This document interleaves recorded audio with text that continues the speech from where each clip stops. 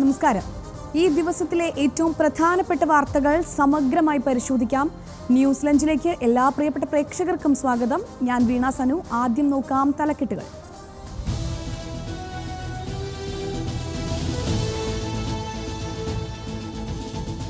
രാജ്യത്ത് അധികാര തുടർച്ച. പ്രധാനമന്ത്രിയായി നരേന്ദ്രമോദിക്ക് മൂന്നാം ഊഴം. ഞായറാഴ്ച സത്യപ്രതിജ്ഞ ചെയ്യും.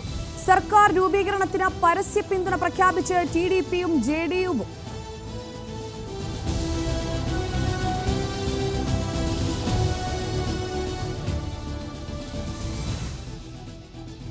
സുരേഷ് ഗോപി കേന്ദ്രമന്ത്രിയാകും. ഞായറാഴ്ച മോദിയോടൊപ്പം സത്യപ്രതിജ്ഞ ചെയ്യും. നിർദ്ദേശം നൽകി കേന്ദ്ര നേതൃത്വം. തന്റെ മന്ത്രിപദം ജനങ്ങൾ ആഗ്രഹിക്കുന്നുവെന്നും നിഷേധിക്കില്ലെന്നും സുരേഷ് ഗോപി ന്യൂസ് മലയാളത്തോട് പറഞ്ഞു. To turn influential, the most influential person in at least 10 ministries, so that I can draw all that will turn into benevolence and benefits for my state and certain modules which are very inevitable in my constituents.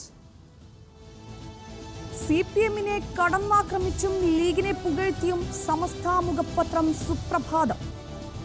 തിരഞ്ഞെടുപ്പ് ഫലം CPM ജനങ്ങളിൽ നിന്ന് അകന്നതിന്റെ സൂചന. പിണറായി വിജയന്റെ ധാർഷ്ട്യം മുതൽ SFI ആക്രമണം വരെ ഇടതുമുന്നണിക്ക് തിരിച്ചടിയായെന്ന് വിമർശനം.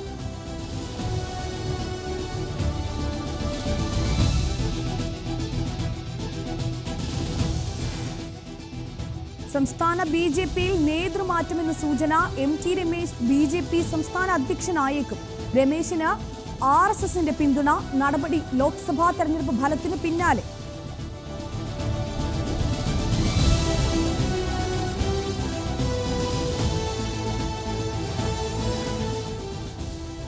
UDF വിജയാഹ്ലാദത്തിൽ വനിതാ ലീഗ് പ്രവർത്തകർക്ക് വിലക്കേർപ്പെടുത്തിയതിൽ വിശദീകരണവുമായി ലീഗ് മണ്ഡലം ജനറൽ സെക്രട്ടറി.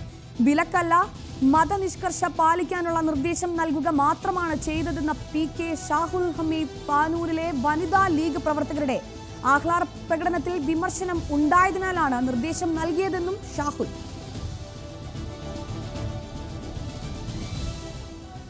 ആ ജാഥയിൽ പങ്കെടുത്തുകൊണ്ട് നടത്തിയിട്ടുള്ള വിജയാഹ്ലാദത്തെ മുസ്ലിം ലീഗിൻ്റെ പ്രഖ്യാപിതമായ നിലപാടുകൾക്ക് വിരുദ്ധമായിട്ടുള്ള രീതിയിലുള്ള ഒരു കാര്യമായി ചിത്രീകരിക്കാൻ ചില ശ്രമങ്ങൾ നടന്നപ്പോൾ ഇന്ന് നടക്കുന്ന പരിപാടിയിൽ അത്തരം ഒരു നല്ല ജാഗ്രത നമ്മുടെ പ്രവർത്തകർ. രൂപമാറ്റം വരുത്തിയ വാഹനങ്ങൾക്കെതിരെ നടപടി കടുപ്പിച്ച് ഹൈക്കോടതി. LED ലൈറ്റുകൾ ഉൾപ്പെടെ നീക്കം ചെയ്യണം. ഇതര സംസ്ഥാനങ്ങളിൽ നിന്നെത്തുന്ന കോൺട്രാക്ട് ഗ്യാരേജ് വാഹനങ്ങൾക്കെതിരെയും നടപടി വേണം. ബ്ലോഗർമാർക്കെതിരെ കർശന നടപടിയെടുക്കണമെന്നും നിർദ്ദേശം.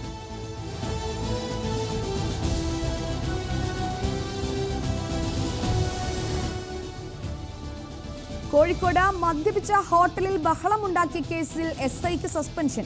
നടപടി ബാലുശ്ശേരി സ്റ്റേഷനിലെ ഗ്രേഡ് SI രാധാകൃഷ്ണനെതിരെ. ഹോട്ടലിൽ സ്ഥിരമായി പണം നൽകാതെ പോകുന്നുവെന്ന് പരാതി. ജീവനക്കാരെ ഭീഷണിപ്പെടുത്താറുണ്ടെന്നും ഹോട്ടൽ അധികൃതർ.